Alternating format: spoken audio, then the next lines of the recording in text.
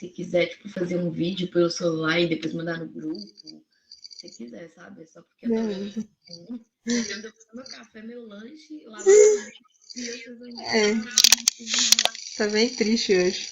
Bom, eu já coloquei pra gravar, então vamos lá rapidinho. Ah, explicar qual seria o estado de oxidação, redução dos componentes da cadeia de transporte de elétrons na presença de malonato e antimicina A. Ok, malonato inibe o 2 e antimicina inibe o 3. Querendo ou não, vou ter que fazer essa no Teams, porque no Teams não, no Paint, que eu vou ter que desenhar para vocês.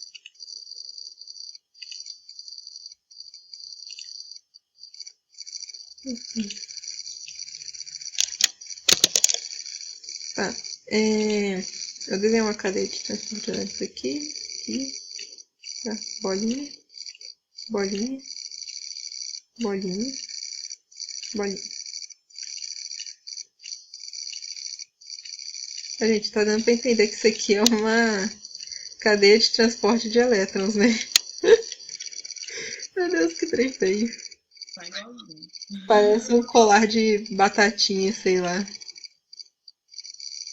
Ok, e aqui. Transporte de elétrons. Então, vou colocar aqui. 2, 3. Meu Deus, que trem feio. 4. Ok. Esse aqui é a enzima Q. Esse aqui é o ciclocromo C. Beleza. Então, é o seguinte. Vou usar laranja para elétron. Na cadeia de transporte de elétrons, os elétrons eles passam assim, ó. Tem a coenzima aqui. Vou colocar um NAD H. As coenzimas elas vão passar elétrons para os complexos, para o 1, para o 2. Do 1 e para o 2 vai para o Q, depois vai para o 3, citocromo C, e para o 4. Então, eu vou desenhar o caminho aqui, ó. Tem um eletrãozinho aqui, ele vai passar para o 1. Do 1 passa direto para o Q, não passa pelo 2. O 2 vai pegar as da FAD H2. FAD. Meu Deus, que coisa feia. Eu tenho que arrumar um jeito de fazer esses desenhos melhor. Enfim. Ok, aqui. No citocromo não, na coenzima Q, é onde reúne os elétrons do complexo 1 e do complexo 2, e a coenzima Q é a que vai transportar eles para o 3. Do 3, eles vão para o citocromo C, e do citocromo C eles vão para o 4. E aqui do 4 eles passam para o oxigênio, que fica aqui e vai formar água. O2 que vira H2O. Enfim, essa questão está perguntando o que acontece se você inibir uma parte disso aqui. Se eu não me engano, acho que a questão fala que o malonato é no 2, não é? Cadê? Aqui. O malonato é o 2 e a antimicina é o 3. Então, o que acontece? Quando o malonato inibe o complexo 2, acontece que o complexo 2 ele não depende do 1. Então, o 1 ele pode continuar funcionando sem o 2. Só que a quantidade de prótons que ele vai estar bombeando, a velocidade que ele vai transportar esse elétron, são todos reduzidos. Então, a gente considera como se toda a cadeia fosse inibida, porque inibiu o 2. A cadeia só funciona em velocidade adequada se tiver o 1 e o 2 trabalhando juntos. Então, quando a gente fala que tem um inibidor, o problema do inibidor, o inibidor é que ele impede toda a cadeia de funcionar. Então, aqui inibiu o 2, 1 continua funcionando, de certo modo, só que com capacidade muito reduzida. Aí, o que acontece? A questão está perguntando quais que ficam reduzidos, quais que ficam oxidados. O estado deles de redução ou oxidação quando você inibe o 2. O 1, a gente considera... Deixa eu só ver uma coisa para Só ter certeza de uma coisa aqui, gente. Rapidão.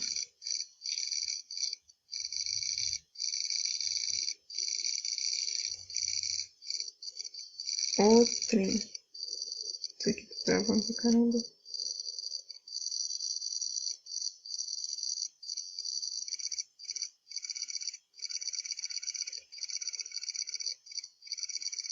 Aqui.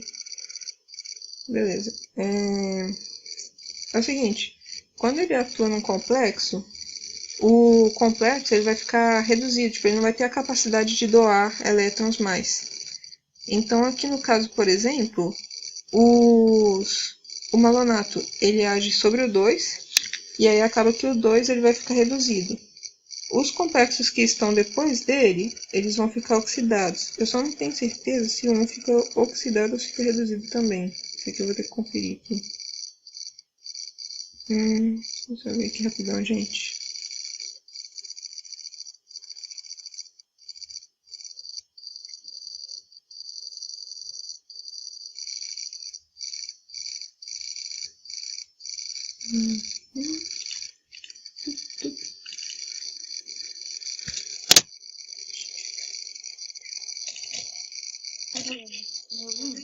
Oi? Tô te ouvindo. Então, essa questão aí, é só falar qual que ficou oxidado e qual que foi reduzido? É. Qual complexo? Então, o 2 e o Todos 3... que estão... Então, todos que estão depois do que foi inibido, eles vão ficar oxidados. Então, no caso do 2, o 3 e o 4 é certeza que eles ficam oxidados. Eles vão doar os elétrons que eles têm. Já o 2, ele vai ficar reduzido, ele não vai ter capacidade de doar o elétron dele. Eu só não tenho certeza quanto ao 1, que eu lembro que muita gente errou isso no semestre passado e eu não lembro o que eu respondi nessa questão. Por isso que eu tô olhando aqui pra vocês. O 1 ele fica igual ao 3 e o 4, que nem eu falei. Como o inibidor ele age no 2, e o 1 é independente do 2, ele vai continuar transportando elétrons, então ele fica oxidado. Me responde uma coisa. Eu sei que é de bobeira, mas me lembra o que é oxidado e reduzido, por favor. Oxidado, ele ganha elétrons, e reduzido ele perde elétrons? Não, ao contrário. O oxidado, é só você lembrar daqueles macetinhos que a gente falou. Oxidar é dar elétrons. Então, o que oxida é o que está dando elétrons, entendeu? Ah, tá. Então o que oxida ele vai ter menos elétrons no final. Tipo, ele deu elétrons, então significa que ele oxidou. O outro que recebeu o elétron, né, o re de recebeu, é o que reduziu, entendeu? Recebeu, reduziu, oxidou, deu. Então, eles no final aí, o 1, o 3 e o 4, eles vão ter mais elétrons no final? Não, eles vão ter menos, né, no caso, tipo assim.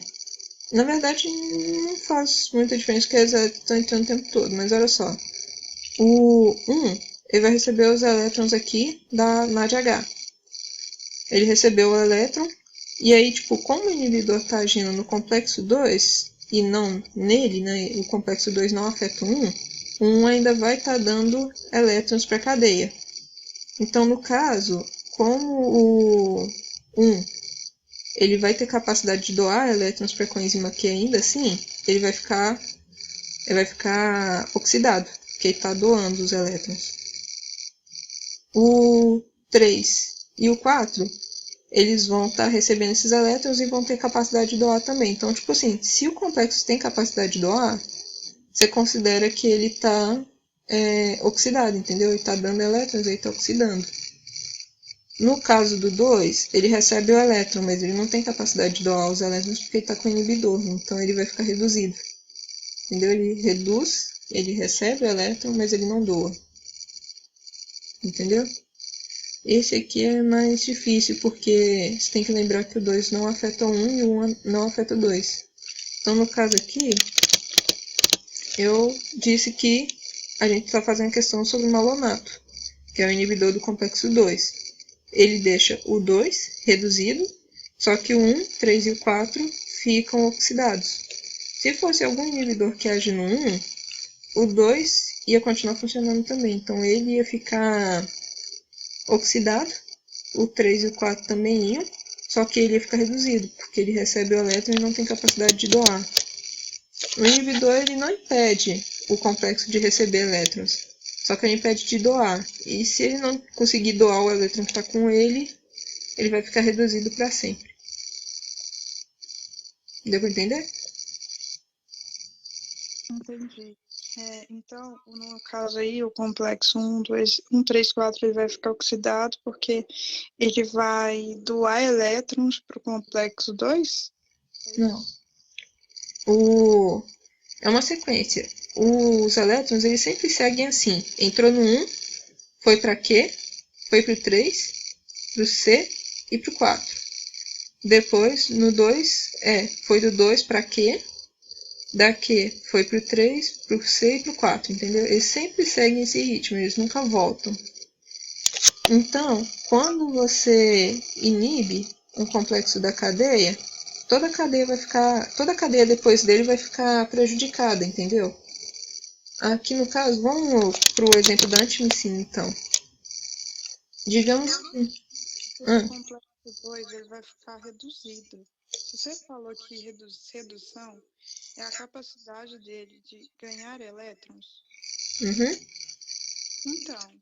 Mas Então, se não vai voltar para ele, se não tem capacidade de voltar, como que vai ficar reduzido?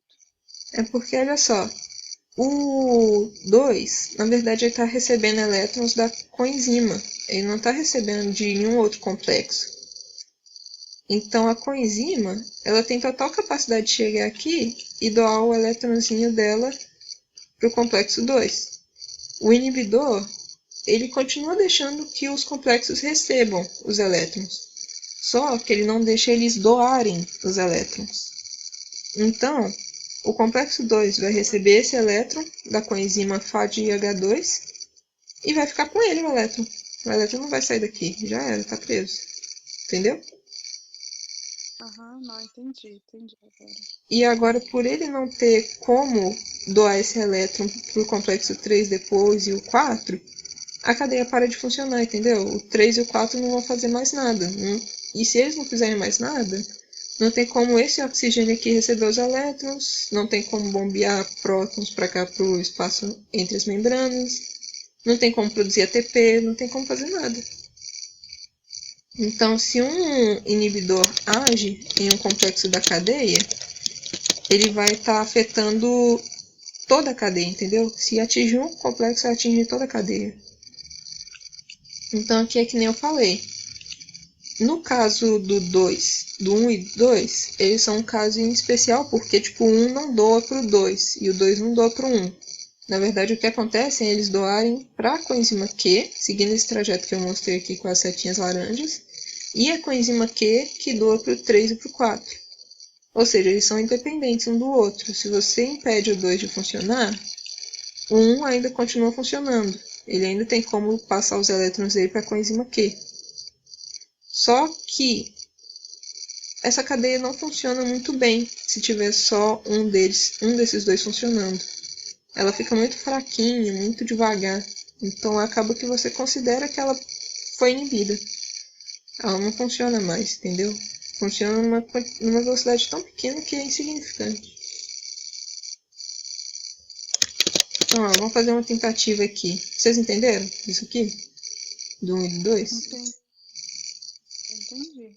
Então agora vocês vão me falar o que acontece com a antimicina. A antimicina ela impede o 3 de funcionar. Impedindo o 3, o que vai acontecer? Quais ficam oxidados, quais ficam reduzidos? Podem chutar, não preocupa não, gente. O 1, 2 vai ficar oxidado. Contrário. 3. É o contrário. Sim, é verdade. Vai ficar reduzido. E 4 vai ficar reduzido. contrário. 4 vai ficar oxidado e o 3 vai ficar reduzido. Isso, perfeito. Acertou do 3. Acho que você tá só fazendo confusão com reduzido e oxidado ainda, mas você entendeu a lógica. 1 e 2 estão antes do 3, então eles vão ficar reduzidos. O 3, como eu falei, eles têm capacidade de receber o elétron, só que eles não têm como doar. Então eles vão ficar reduzidos para sempre. Só que o complexo que está depois dele ainda consegue doar aquele elétron que ele tinha com ele. Então o 4, que está depois do 3, vai ficar oxidado. Ele vai doar o elétron dele, mas ele não vai receber mais nenhum, porque o 3 não está funcionando mais. É tipo uma brincadeira de passe o bastão, sabe? Imagina que você tem um... Vamos fazer um outro desenho aqui. Mulher responde uma coisa, mas por que que um ou dois vai ficar reduzido se eles vão estar doando elétrons para o quê? Não, então, só que o Q, ele só ele tem que pegar esses dois elétrons aqui e passar pra cá, entendeu? Só que é o seguinte, a cadeia tá funcionando o tempo todo aqui. Então esse 1 e 2, eles passaram um elétron aqui pra coenzima Q. Mas eles já pegaram outro elétron, eles não ficam esperando a coenzima Q ir lá pro 3, entendeu? Eles não ficam sentados esperando, eles não param o trabalho deles. Só que aí, como o Q não tem como passar elétron mais pro 3, vai ter elétron na 1, na 2, no Q, no 3. Todo mundo vai ter elétron, mas ninguém vai conseguir se livrar deles mais. Entendeu? Uhum. Aí, ó, é que nem eu falei, é igual uma corrida de bastão. Imagina que você tem uma pessoa aqui, uma outra aqui e uma outra aqui. Aí, essas duas pessoas não dependem uma da outra para passar o bastão para essa de cá. Só que, tipo assim, precisa das duas passarem para ganhar o jogo, entendeu?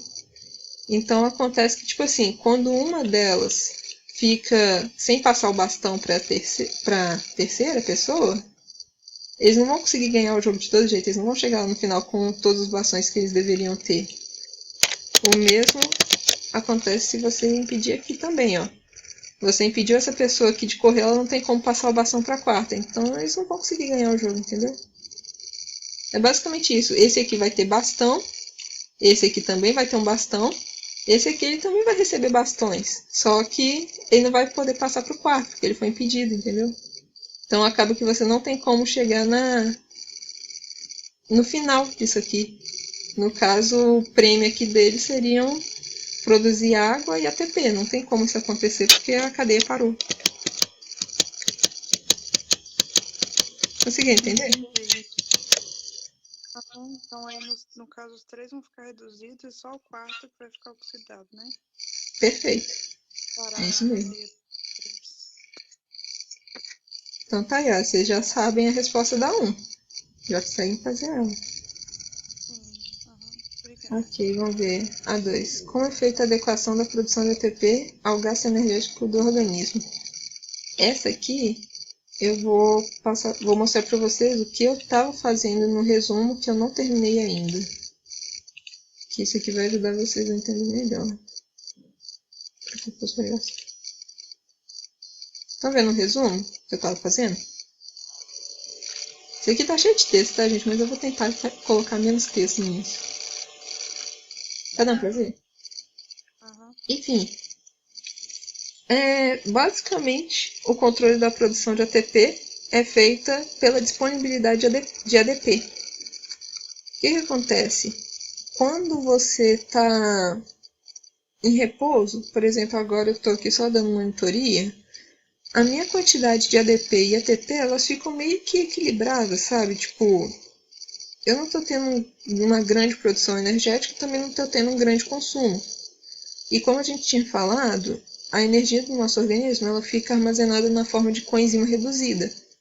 Então, por exemplo, meu organismo está cheio de NADH e FADH2, só que não tem tanto ATP assim em comparação com elas, porque eu não estou tendo uma necessidade de ter uma grande produção de energia agora. Então está tudo armazenado na forma de NADH e FADH2. Acontece que quando eu vou fazer exercício, meu metabolismo acelera. Eu preciso respirar mais rápido, preciso conduzir oxigênio mais rápido, preciso produzir energia mais rápido, fazer contração, tudo precisa ser mais rápido. Então acontece que esse processo aqui da cadeia de transporte de elétrons e a produção de ATP, ela tem que ser mais rápida também, porque eu estou gastando mais ATP também, estou gastando mais energia. Se eu estou gastando mais energia, significa que eu estou aumentando a concentração de ADP. O que é ADP? Tipo, o ADP ele é meio que... Como posso dizer? Na reação de ATP vira ADP e ADP vira ATP, o ADP seria tipo como se fosse o oposto da ATP, entendeu? É tipo... Quando você faz as reações, o ATP ele vai estar perdendo um fosfato dele, ele vai liberar um fosfato para o metabolismo acontecer. Aí que ele vira essa molécula de ADP. E para você produzir o ATP, depois você pega essa molécula e transforma ela em ATP outra vez. Enfim, como eu estava falando, quando eu estou fazendo exercício, eu estou consumindo muito ATP para ter energia para o meu organismo. Então significa que a quantidade do ATP está reduzida. Se essa daqui reduz, a outra consequentemente aumenta. Então eu vou ter muito ADP no organismo. E acontece que todo esse processo aqui da cadeia de transporte de elétrons, a reoxidação das coenzimas, ela é influenciada por esse processo de produção de ATP. São dois processos acoplados um com o outro. Então, como eu estou tendo um metabolismo acelerado, estou tendo alta produção de ADP, estou tendo que oxidar coenzimas muito rápido, né? Oxidar não, reduzir. Eu estou tipo, reduzindo muitas coenzimas porque eu estou fazendo metabolismo ali, o meu ciclo de Krebs está atuando. Eu também preciso reoxidar essas coenzimas para elas voltarem para o meu sistema e ele continuar funcionando. Porque se eu tiver uma grande concentração de coenzimas reduzidas, eu não vou ter como fazer o ciclo de Krebs mais, não vou ter como fazer a glicólise, então preciso reoxidar elas. Reoxidando na cadeia de transporte de elétrons e, ao mesmo tempo, produzindo ATP. Então, uma coisa depende da outra, sabe? Mas essa questão, resumindo ela de forma mais simples, você tem o controle da produção de ATP pelo aumento ou diminuição da concentração de ADP, que é o ATP, só que na forma gasta dele, quando você já utilizou ele e agora você precisa reciclar ele de novo. Isso aqui vai fazer, tipo, como você aumenta a concentração de ADP, vai fazer toda a cadeia de transporte de elétrons acelerar também. Então você vai ter a passagem dos elétrons de forma mais rápida, a reoxidação das coenzimas aqui vai acontecer mais rápido, o bombeamento de prótons para esse espaço e a volta deles pela ATP sintetase também vai acontecer mais rápido, a formação de água aqui também. Então tudo acelera, entendeu? Mas basicamente é isso. A produção de ATP depende da concentração de ADP. Ok? E essa tabelinha aqui eu posso mandar para vocês lá no grupo depois, talvez ajude vocês. Mas ela vai estar no resumo, tá?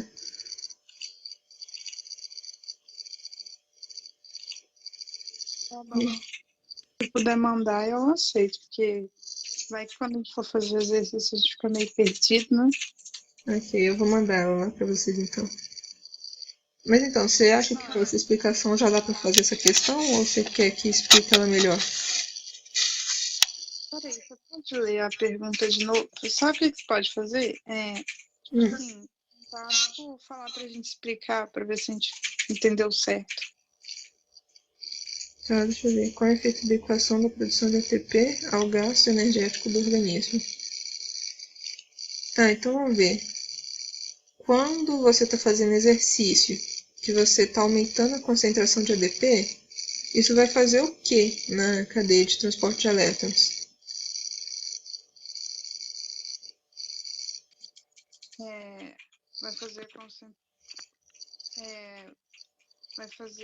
Vai acelerar o processo na cadeia de transporte de elétrons?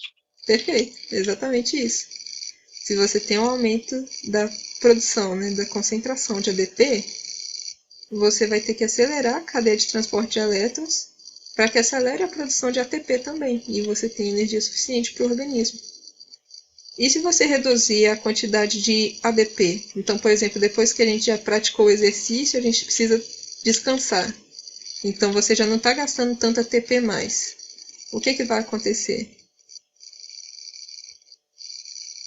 A quantidade de ADP vai diminuir? Perfeito, a quantidade de ADP diminui. Porque você já... Em relação relação ao ADP, não ao ATP? Eu acho que era em Então, relação ao ATP, sabe? quando você faz exercício, então, tipo, a produção de ATP, ela depende da quantidade de ADP disponível para formar ATP, entendeu? Então, quando você faz exercício, você tem uma alta concentração de ADP, porque você está consumindo muito ATP. Se você aumenta o consumo de ATP, ou seja, o consumo de energia, então você vai ter um aumento do ADP. Então, com esse aumento, como está tendo muito ADP aqui, vai ter uma formação de ATP mais acelerada. Você vai tentar formar mais ATP mais rápido para poder fornecer energia para aquele corpo, para ele continuar correndo, se movimentando. Se o sistema não conseguir produzir esse ATP aqui direito, sabe? Se, tipo assim, tem uma grande concentração de ADP e o organismo não acelerar a cadeia de transporte de elétrons, a pessoa vai desmaiar quando ela estiver correndo, vai passar mal. Não vai ter energia suficiente para ela correr. Mas então tá, agora, depois que a gente fez a corrida, a gente já consumiu o ATP que a gente precisava, nós produzimos o ADP, só que agora a gente está entrando em repouso. Então o nosso organismo, ele vai pegar esse ADP que estava em grande quantidade quando a gente estava praticando exercício e vai terminar de transformar ele em ATP. ATP. Beleza, a gente está em repouso, o organismo está terminando de transformar o ADP em ATP. Ele terminou de transformar. A gente já tem a nossa quantidade de ATP normal que a gente costuma ter quando a gente está em repouso. O que vai acontecer com a cadeia de transporte de elétrons? Lembrando, a gente já tem a concentração de ATP de volta ao normal. O que acontece com a cadeia de transporte de elétrons? Lembra que ela estava super acelerada para manter essa produção. Então, Após o agora pH. vai voltar ao ritmo normal, né? Exatamente, ela vai desacelerar. Ela agora já não precisa mais ficar correndo para produzir essa quantidade de ATP aqui que a gente precisava para poder fazer nossos exercícios. Então, agora que a gente já tem o ATP de volta ao normal, a concentração de ADP está baixíssima agora. Agora ela está pequena porque você já não está mais gastando tanta energia. Então, tem pouco ADP aqui para ser transformado em ATP. E se não tem a fosforilação oxidativa acontecendo, a cadeia de transporte de elétrons ela também vai dar aquela desacelerada. Então ela vai continuar funcionando aqui, transportando os elétrons bonitinho, bombeando os prótons, produzindo ATP, porque a gente, de todo jeito, até quando a gente está dormindo, a gente precisa de ATP, que é aquela energia que provavelmente a Angélica já falou para vocês, que é a do metabolismo basal. É aquela quantidade mínima de energia que a gente precisa para manter as funções como batimento cardíaco, respirar. Então ela vai continuar funcionando aqui. Só que não precisa ser acelerada mais, já que o metabolismo já baixou de novo, você já não está mais fazendo nada que demande muita energia. Deu para entender?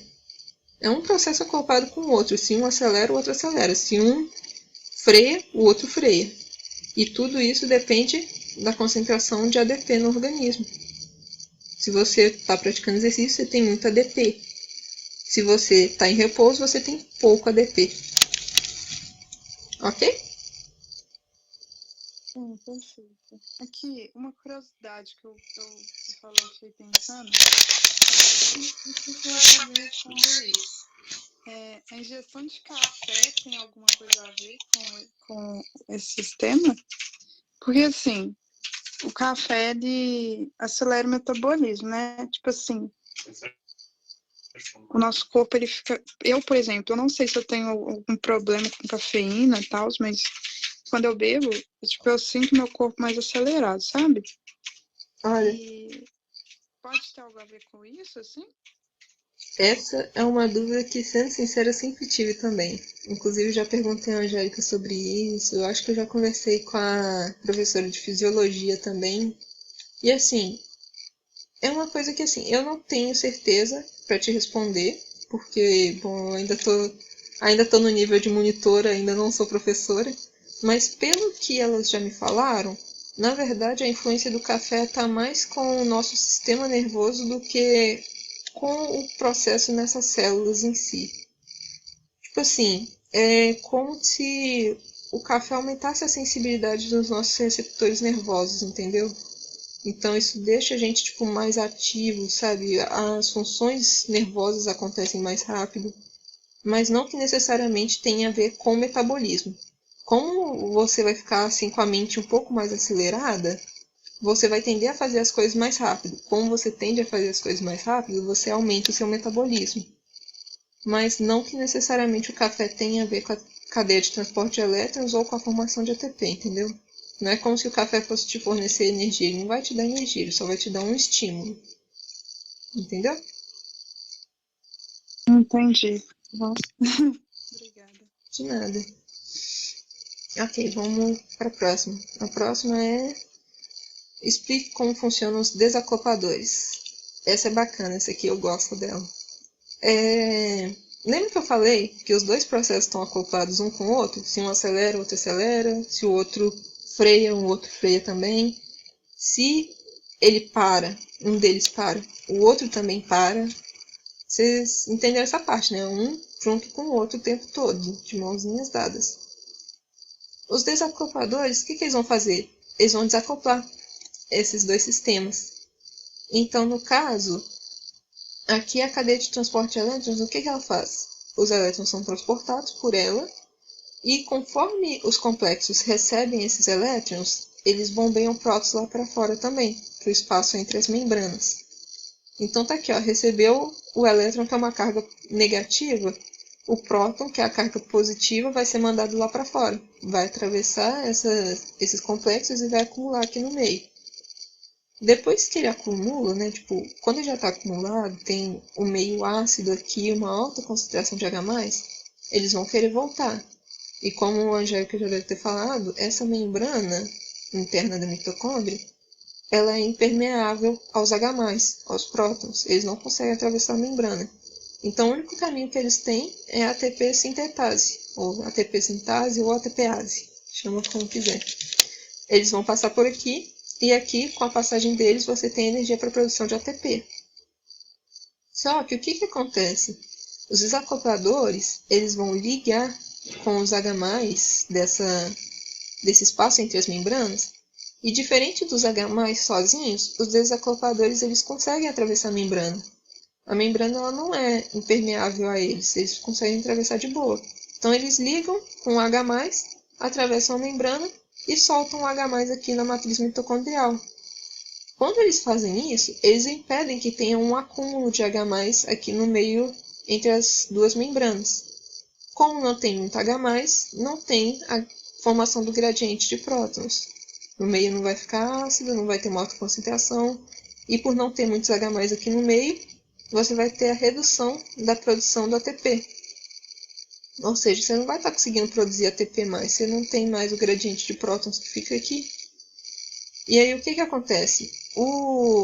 Você não vai ter a formação de energia na forma de ATP, só que, como eu falei, os desacopladores eles acoplam os dois processos. Então a ATP sintase ela para de funcionar, só que a cadeia de transporte continua funcionando. Ela vai continuar recebendo elétrons e passando elétrons para o oxigênio. Continua recebendo, passando, recebendo, passando. E aí, isso faz com que, tipo assim, a gente ainda vai ter a produção de água e essa energia que seria gasta para produzir ATP aqui, no caso os prótons agora estão voltando para a matriz mitocondrial, essa energia que seria gasta para produzir ATP ela vai ser liberada na forma de calor. Você vai ter, tipo, a perda da energia, sabe? E isso pode ser bom, como pode ser ruim.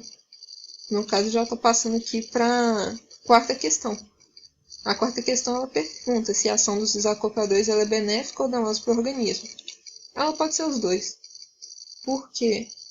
Tem algumas situações, por exemplo, tem um caso que é mencionado no livro, eu não lembro se a Angélica menciona ele na aula, mas tem alguns produtos químicos que eles agem como desacopladores.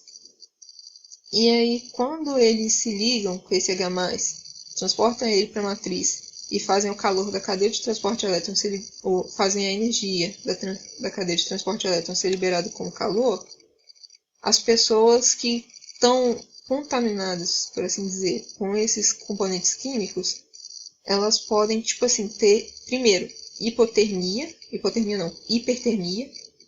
Hiper seria ter mais temperatura, né? Então as pessoas vão ter febre. E como você não tem a produção de energia também, elas também podem ficar assim, como posso dizer? Eu esqueci a palavra que se usa, mas sabe quando a pessoa ela fica muito devagar, ela parece que tá anêmica, sabe? Ela perde as forças, não consegue se movimentar. Eu esqueci a palavra para isso.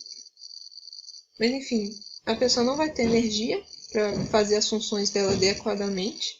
Ela vai ter febre e ela pode emagrecer também, porque aquela energia dela os elétrons das coenzimas que estariam sendo usados para produzir energia e tipo mais futuramente essa energia pode ser armazenada na forma de gordura, essas coisas, vai estar sendo tipo tudo queimado na forma de calor, sabe? Então elas podem ter, como fala?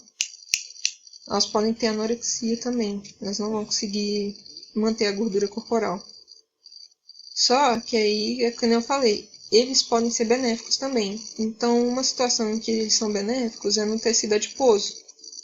No nosso organismo, principalmente no de bebês também, o tecido adiposo, ele mesmo faz esse processo aqui, de tipo assim, soltar a formação de ATP na cadeia de transporte de elétrons, para que a cadeia de transporte de elétrons libere calor intencionalmente. Isso mantém a nossa temperatura corporal estável e segura, né? Então, no caso de animais que vivem em lugares frios, como os ursos, eles fazem isso quando eles estão hibernando. Eles gastam a gordura que eles têm no corpo para produzir calor e impedir que eles morram de hipotermia. Então, ok, falei muito. Fazendo um resumo aqui agora. Os desacopladores vão pegar os H+, do espaço entre as membranas, e vai transportar eles através da membrana para a matriz mitocondrial. Vai impedir a formação de ATP, porque não forma o gradiente, mas a cadeia de transporte de elétrons continua funcionando e a energia dela vai ser liberada na forma de calor. Se eles são bons ou ruins, podem ser os dois. Eles podem ser ruins na forma de compostos químicos externos ao corpo, que podem prejudicar a saúde do indivíduo, fazendo ele liberar muito calor e emagrecer de forma indevida, ou podem ser benéficas, que é, no caso, a forma de produzir calor para organismos que vivem em lugares frios e, no caso de bebês, que precisam de mais calor para sobreviver, né, para garantir a sobrevivência. E aí, gente, deu para entender? Alguma dúvida? Entendi. Eu só não entendi direito como que os desacopladores funcionam. Voltando no que eu falei. Para um, para o outro. Se você acelerar um, vai desacelerar o outro. Mas eu não entendi como que ele age nessa sequência. Então, que nem eu tinha falado, tipo, a cadeia de transporte de elétrons e a formação de ATP dependem um do outro, eles funcionam juntos. Só que só tem, tipo, uma ou duas coisas, tem duas coisas só, não, se bem que é só uma, tem uma coisa só que é capaz de separar elas uma da outra, né, impedir que elas funcionem juntas, que nem eu tinha falado, que são os desacopladores. O que eles fazem? Eles não estão impedindo isso aqui tudo de acontecer. A única coisa que eles impedem é a formação do gradiente de prótons aqui em cima. Como é preciso essa grande quantidade de prótons aqui no espaço intermembranal para poder passar pela TPase e formar ATP, se você não tiver a formação, né, a alta concentração de H+ aqui no meio, se não tiver a formação do gradiente, não vai ter como você formar ATP. Então, tipo assim, não é meio que ele desacopla um processo do outro, eles impedem a ATPase de funcionar. Ela vai parar de funcionar. Só que eles não impedem a cadeia de transporte de elétrons. Então, a ideia deles desacoplarem um do outro é que eles conseguem parar o funcionamento da ATPase sem parar o funcionamento da cadeia de transporte de elétrons. E como é que eles vão fazer isso? lembra que eu falei que a membrana aqui ela é impermeável aos prótons? E isso é o que faz com que tenha uma alta concentração deles aqui nesse meio, no meio entre as duas membranas. A outra fica aqui em cima. Tem uma outra que fica aqui. Como essa membrana ela é impermeável aos H+, eles não conseguem atravessar aqui e aí eles são obrigados a passar pela ATPase, que vai fazer a formação do ATP. Só que a membrana ela não é impermeável aos desacopladores. Os desacopladores conseguem atravessar a membrana, eles passam aqui de boa como se ela nem existisse.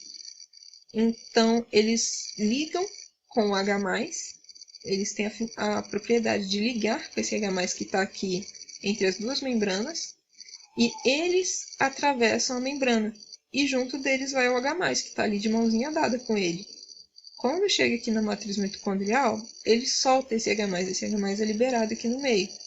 Então, você vai ter os H+ que estavam aqui, entre as membranas, sendo liberados na matriz mitocondrial. Isso vai reduzir a concentração de H+ que tem entre as membranas, aqui em cima, no espaço intermembranal, e reduzindo a concentração de H+, você não vai ter H+ suficiente para passar pela ATPase e formar ATP.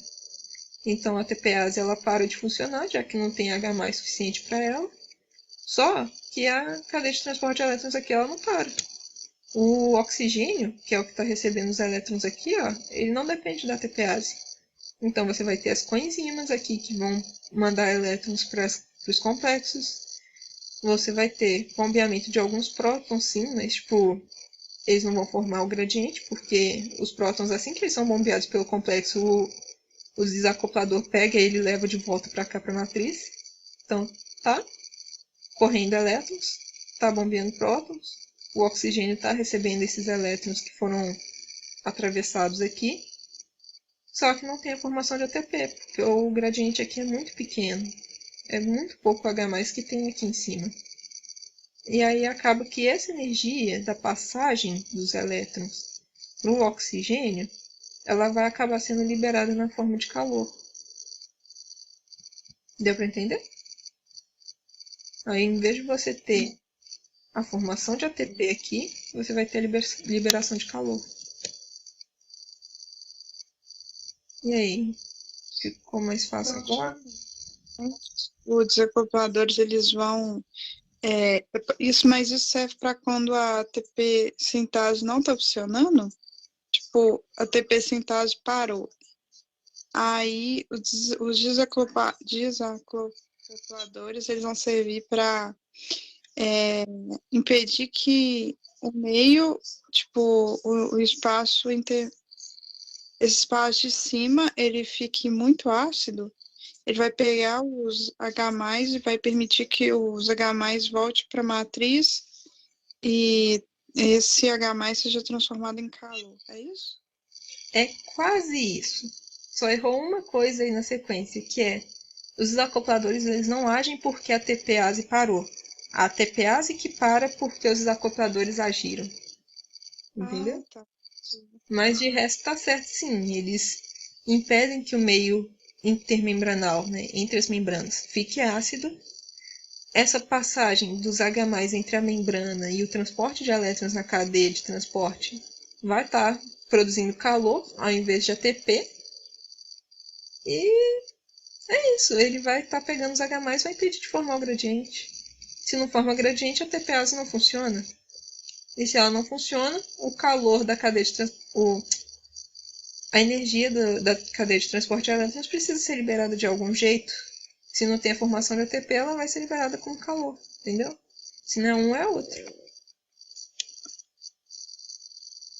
Entendi.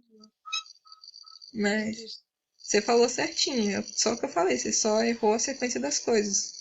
É a TPase que para por causa dos desacopladores, e não os desacopladores que funcionam por causa da TPase que parou. Enfim. Ótimo, obrigada. A parte de ser vantajoso ou desvantajoso para o organismo, você entendeu? Mais ou menos.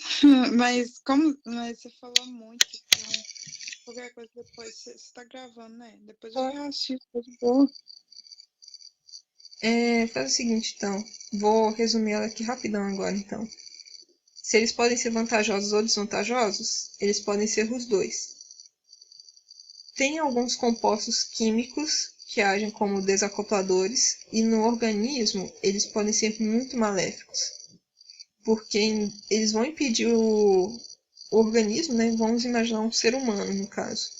Eles vão impedir o ser humano de produzir ATP e vai estar fazendo ele liberar mais calor do que ele deveria normalmente. Então isso faz com que a gente tenha febre. A gente vai ter hipertermia. E ao mesmo tempo também vai fazer com que a gente não consiga acumular gordura direito. Então a gente vai emagrecer também. Então quem, como é que fala, está sujeito a compostos químicos que são desacopladores, pode ter esses problemas. A pessoa pode ficar magra, pode ter hipertermia. Agora, pode suar mais também, porque vai ter formação de água. Mas, tá. Agora, sobre a parte vantajosa. Eles são uma forma da gente produzir calor de maneira mais eficiente. Porque, por exemplo, nós somos organismos endotérmicos. Se a gente ficar sujeito a um ambiente muito frio, digamos que a gente vai para a Antártida, e aí a gente tá lá, a gente precisa ainda produzir calor, só que agora a gente está precisando produzir muito mais calor para sobreviver. É aí que os desacopladores entram em ação. Eles vão pegar a gordura que a gente tem no organismo e, em vez de formar ATP como fazem normalmente, como o sistema funciona normalmente, esses desacopladores vão pegar toda essa energia que a gente tem armazenada na forma de gordura e açúcar e vai transformar em calor. Então é vantajoso para a sobrevivência de organismos nos lugares frios e vantajoso para a sobrevivência de bebês, no caso, que tem mais dificuldade para produzir calor. E é isso. Tem algumas pessoas também que, no caso, já tem muitos desacopladores no organismo por natureza. Então, sabe aquela pessoa que come e continua magrinha? Provavelmente é porque ela tem uma alta concentração de desacopladores no organismo. Que eu imagino que deve ser o meu caso, porque quem me vê magra não acredita no tanto de comida que eu consumo, viu, gente? Quando minha mãe faz macarrão, então... Legal isso. Entendi. Enfim, podem ser vantajosos ou desvantajosos. Depois, pra você escrever a explicação, você volta aqui no vídeo. Ok. Última. Indique os principais produtos da via das pentoses fosfato e sua importância orgânica. Essa eu não fiz o resumo ainda. Que tristeza. Mas tá, vamos lá. São 2 compostos da via das pentoses fosfato. Um deles é o NADPH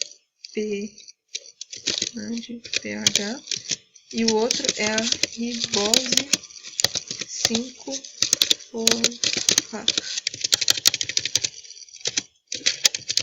Essa via ela é um pouquinho mais difícil porque ela é meio que oposta às outras que a gente viu. Todas as vias que a gente viu até agora, a glicólise, descarboxilação do piruvato, ciclo de Krebs, todas essas vias elas eram de degradação. Então elas pegavam os nutrientes e quebravam eles. Essa aqui agora, a via das pentoses fosfato, ela é esquisita porque ela é uma via de síntese.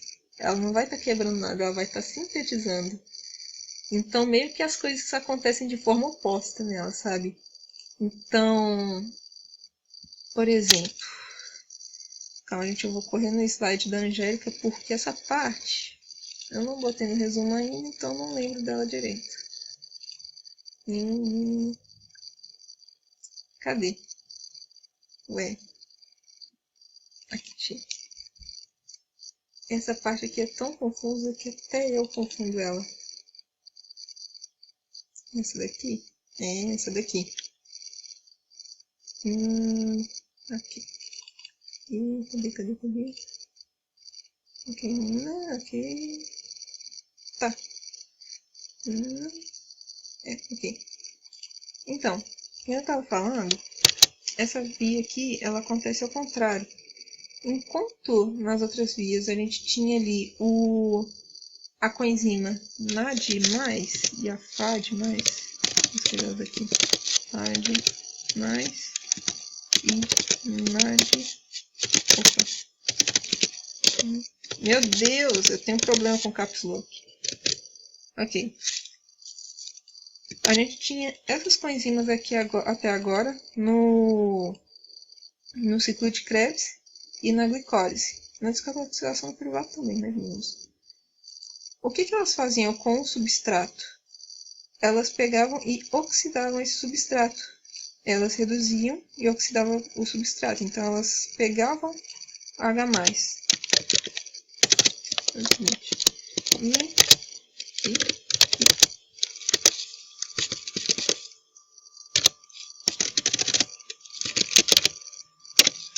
Enfim, era isso aqui que elas faziam antes. Que a função delas era oxidar o substrato. No caso, essa aqui agora ela é esquisita porque a função dela é reduzir o substrato. Porque como ela está sintetizando agora, ela vai, tipo, em vez de pegar algo que a gente consumiu e transformar aquilo em energia, essa vai estar gastando energia para transformar em alguma coisa. Então a tendência dela é virar NADP. Acho que é NADP+. Não tenho certeza sobre esse mais, mas enfim. Então, o que ela faz? Ela é simplesmente uma coenzima que é muito importante para doar H+. Ela doa H+ para os substratos e aí eles vão reduzir. Ela é importante nas vias de síntese. No caso, deixa eu ver aqui, indicos principais produções e sua importância biológica. Ela é doadora de H+ para as vias de síntese. Se eu não me engano, é as vias de síntese de ácidos graxos. Ácidos graxos, esteroides e razões de proteção contra agentes oxidantes. Essa questão está no slide da Angélica, viu, gente? Vocês podem simplesmente pegar do slide dela e copiar, que está tudo certo. E a ribose 5-fosfato, que é a mais bonitinha e fácil de entender, a única coisa que faz sentido nessa via aqui, na minha concepção. Ela simplesmente serve para produzir nucleotídeos. É simplesmente isso. Essa questão aqui ela é bem basicona para introduzir a via para vocês.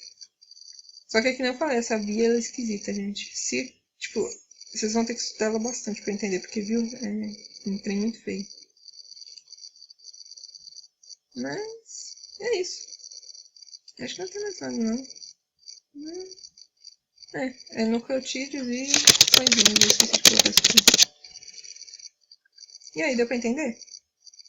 Peraí, essa primeira coisa que tá antes da seta é o que tipo, o que tá depois é o produto, é o que é produzido, né?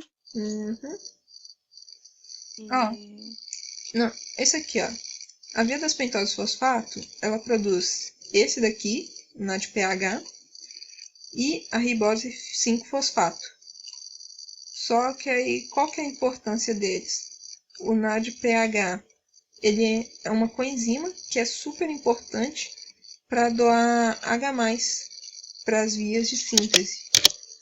Vou colocar aqui. Doar H+. Ele serve para isso, ele serve para doar H+ nas vias de síntese e sintetizar compostos. O que ele vai fazer é reduzir substratos. Então, às vezes, você tem um substrato que está oxidado, ele vai reduzir para poder fazer a síntese. E reduzir é doar elétrons e doar H+, no caso do metabolismo. Ok? Esse aqui é o produto da via das pentoses fosfato. E isso aqui é o que ele faz. Coloca como que ele fica depois.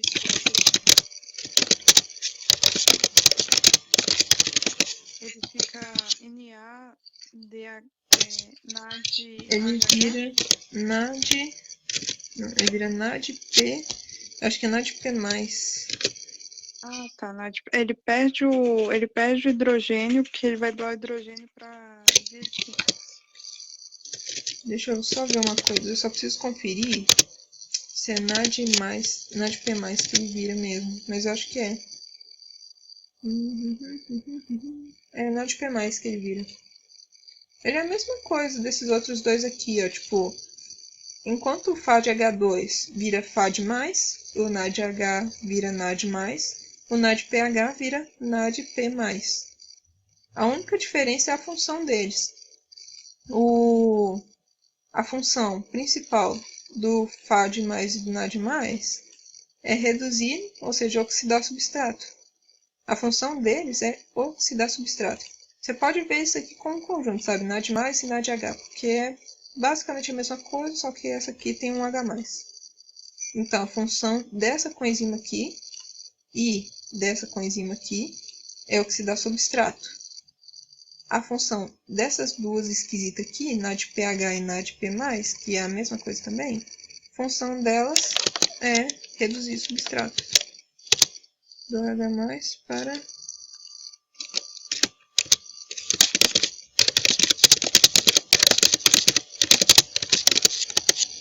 Nossa, eu escrevi com caps lock de novo. Eu tenho um problema sério com caps lock, não sei porquê. Pronto. Enfim, deu pra entender? É só que tipo, a função delas é oposta, entendeu? Essa aqui reduz substrato, essa aqui oxida substrato. Mas a função dela basicamente é do H+. É só para isso que ela serve. Do H+, para as vias de síntese. E a ribose 5-fosfato, que é outro composto, né, outro produto da via das pentoses, é precursora de nucleotídeo de coenzima. Ok? Esquenta não, que ela ainda vai passar mais sobre essa matéria, então vai ficar mais fácil de entender.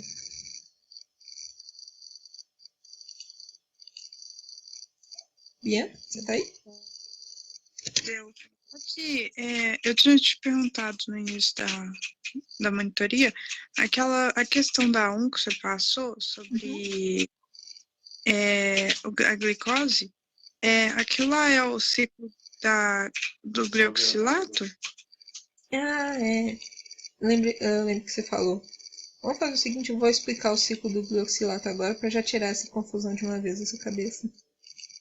Mas, não, aquela parte não está relacionada com o ciclo do glioxilato. Ah, tá. Porque na última aula ela pediu pra gente, ela deu um ciclo para cada um, no caso eu fiquei com o ciclo do glioxilato. Eu entendi para que serve, tipo assim, eu não lembro de cada coisa que tá lá, né, óbvio. Uhum. Mas eu sei que ela é para formação de glicose em vegetais e algumas bactérias, né? Uhum. E aí, tipo, ela é vantajosa porque o carbono não é perdido no processo. O carbono, ele sempre é reutilizado. Então, né? deixa eu explicar agora sobre esse ciclo, então. O ciclo do glioxilato, ele é basicamente o ciclo de Krebs, só que adaptado. Ele é um pouquinho diferente só. Todos esses compostos aqui, ó, citrato, isocitrato, alfa-cetoglutarato, succinil, succinato, fumarato, malato e oxalacetato. Esses compostos tudo aqui, esses pipipipopopó, tem no ciclo do glioxilato. Alguns não aparecem aqui, como o alfa-cetoglutarato, mas tipo, tem também. Só que o que acontece? O ciclo do glioxilato, ele tem duas enzimas diferentonas, que são essas daqui, a malatosintase e isocitrato liase, que permite que eles façam uma coisa absurda que nós animais não somos capazes de fazer, que é, em vez de jogar esses carbonos aqui, ó, quer ver? Cadê o carbono? Tá aqui, ó. Tem um carbono aqui e tem outro carbono aqui. Em vez de eles jogarem esses carbonos fora, na forma de CO2, ela vai pegar esse carbono e vai formar essa moléculazinha bonitinha aqui, ó, do glioxilato. Tá vendo que tem um carbono aqui e o outro carbono aqui? É porque aqueles dois que iam ser jogados fora virou essa molécula bonita. E aí o que acontece? Quando forma o glioxilato, essa enzima aqui, malatosintase, que é a que está depois, ela vai pegar outra moléculazinha de acetil-CoA. Ó, isso aqui é acetil-CoA, tá vendo? Acetil-CoA. Ela vai pegar outra molécula de acetil-CoA que está livre aqui, vai juntar com esses dois carbonos que eles reciclaram e vai formar outra molécula de malato. Aí aqui, ó, no ciclo de Krebs, você tem um processo aqui, ó, succinato virou fumarato, que virou malato. E aí depois vira oxalacetato. Só que, você tá vendo que o ciclo de Krebs, para ele funcionar, ele precisa ter esses dois compostos aqui, ó, acetil-CoA, aqui em cima, e o oxalacetato. Quando eles juntam, eles viram citrato e faz o ciclo de Krebs. Se não tiver oxalocetato, não tem como o ciclo de Krebs acontecer. A acetil-CoA não vai fazer citrato sozinha. Então, o que acontece? No ciclo de Krebs aqui, você tem o tempo todo o ciclo acontecendo e formando uma molécula de oxalocetato no final das contas. Essa mesma molécula é reutilizada várias vezes aqui no ciclo. Ela fica dando voltas aqui o tempo todo. No caso das plantas e das leveduras, bactérias, elas têm a capacidade de formar uma outra molécula de malato que depois vira outra molécula de oxalocetato. Então tá vendo aqui, ó, aqui tem uma molécula de oxalocetato e aqui tem outra molécula de oxalocetato. Ela tem duas. E aí, para ela manter esse ciclo funcionando, que seria como o ciclo de Krebs, ela só precisa de uma só, para juntar com acetil-CoA e virar citrato. Então, o que ela vai fazer com essa outra aqui que está sobrando? Vai transformar em glicose. Ela não precisa dessa outra aqui para o ciclo funcionar, então ela transforma ela em glicose, entendeu? E aí, por isso que eles têm essa vantagem. Eles podem pegar os ácidos graxos, que ficam aqui na frente do processo. Eles param, acho que é aqui sim. Eu não lembro qual parte do processo, mas basicamente ela vai ter a capacidade de formar glicose com qualquer composto do ciclo qualquer composto do metabolismo. Seja proteína, seja carboidrato, seja ácido graxo, qualquer coisa pode formar glicose. No nosso caso, só alguns compostos. Lá em cima, naquele desenho bonitão que ela mostrou, deixa eu ver se tá aqui. Esse aqui é o tabela de carboidrato, será que é esse? Não, não é esse. Não. Droga, não coloquei a imagem aqui. Você lembra aquele desafio que ela passou de falar com vocês? Qual que é o indivíduo que sobrevive? É o que come proteína, que come carboidrato ou que come ácidos graxos, né, lipídios? Você lembra disso? Daquele desenho que ela mostrou? Lembro. Lembra que ela tinha falado que proteína pode formar glicose e pode formar ácido graxo? E por isso o indivíduo sobrevive? Pois é. No nosso caso, a gente consegue formar a glicose a partir da proteína. E ela não precisa passar pelo ciclo de Krebs para isso. Então, fora do ciclo de Krebs, a proteína transforma em glicose. No caso, todos os compostos, depois que eles viraram acetil-CoA, a gente já não consegue transformar em açúcar mais. Seja carboidrato, seja proteína, seja ácido graxo. Virou acetil-CoA e oxalocetato, já era. O único destino deles é ficar aqui produzindo coenzima reduzida, produzindo CO2, ATP de vez em quando. Vai ficar aqui sendo reutilizado no ciclo o tempo todo. E gás carbônico, né? No caso das plantas, em vez de elas transformarem tudo em gás carbônico, coenzima reduzida e ATP, elas conseguem produzir uma molécula de glicose a mais, que elas usam para construir os tecidos dela, inclusive o fruto. Ou seja, isso é super vantajoso para elas. E tudo porque a gente não tem essas duas enzimas aqui. Se a gente tivesse essas duas enzimas, a gente teria capacidade de produzir um fruto também.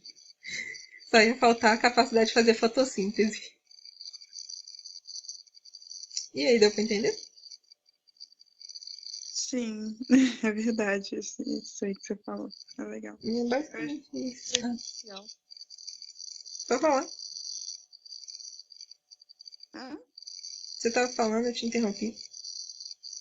Não, eu tava falando que eu acho muito legal Sim. esse ciclo aí. Esse ciclo eu acho ele bem bonito, bem bacana, sabe? É bonitinho, olha.